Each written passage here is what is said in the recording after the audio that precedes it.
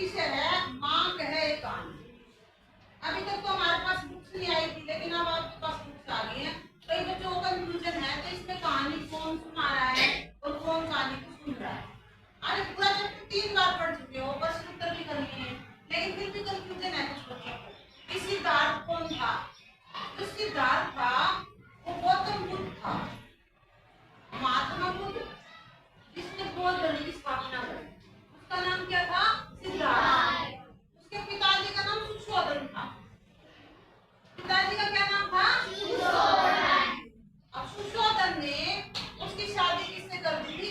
यशोधरा। और उसका एक गौतमी नाम की औरत ने पालन पोषण किया था। उसकी माँ भी थी और उसकी परिचारिका भी थी।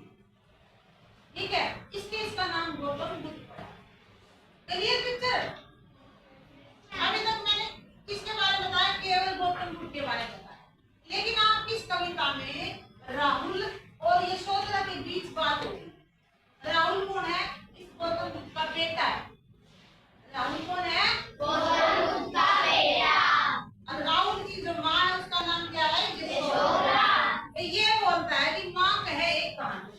तो मैंने आपको कल भी बताया था कि गौतम बुद्ध है जो, उसका बाद में नाम बुद्ध पड़ा है जब उसको ज्ञान हो गया, बोध हो गया। उसको माँ का नाम गौतमी था। गौतमी ने उसकी सेवा करी, को पालन पोषण किया। अब आया ना समझ में? तो गौतम बुद्ध के जो पिता थे उन्होंने अलग से उसके लिए नगर, महल, स्त्रियां, फूल, पौधे, अलग से शहर बसा दिया। क्योंकि अगर ये 3 चीजें देख लेगा, किसी बूढ़े व्यक्ति को देख लेगा, रुपम ध्यान दो, किसी बूढ़े व्यक्ति को देख लेगा, किसी बीमार को देख लेगा, किसी रोगी को देख लेगा, तो इसके अंदर वैराग्य उत्पन्न हो जाएगा और ये शहर छोड़ देगा, मतलब संन्यास ले लेगा। हमारे सबके जीवन में कभी न कभी संन्यास जरूर आता है। किसी के बचपन में आ जाता है, किसी के जवानी में, और किसी के बुढ़ापे में आ जाता है, किसी के नेक्स्ट बर्थ में भी आता है, अगले जन्मों में। तो ये अलग अलग स्टेजेस होती हैं। अभी आप छोटी क्लास में हो, फिर समझाएंगे। तो इसमें जो गौतम बुद्ध था ना, इसमें कौन कहानी सुना रहा है? कि वो कह रही है कि कोई भी आदमी अन्याय को सहन ना करे। ऐसी कहानी सुनाऊंगी मैं जिसमें कोई किसी पे अन्याय को सहन ना करे।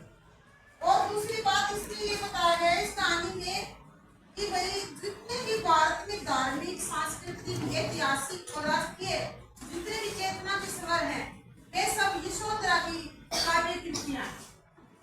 यशोधरा जो थी ना, उसकी काव्य कृतियां, ये मैथिली से लिखी है कविता।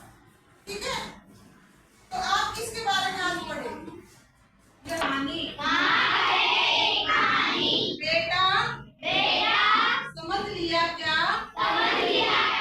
तूने मुझको अपनी नानी कहती है मुझसे यह बेटी, तू मेरी नानी की बेटी। यानी मेरी नानी की बेटी कौन हुई? आपकी जो नानी है उसकी बेटी कौन हुई? आपकी माँ हुई।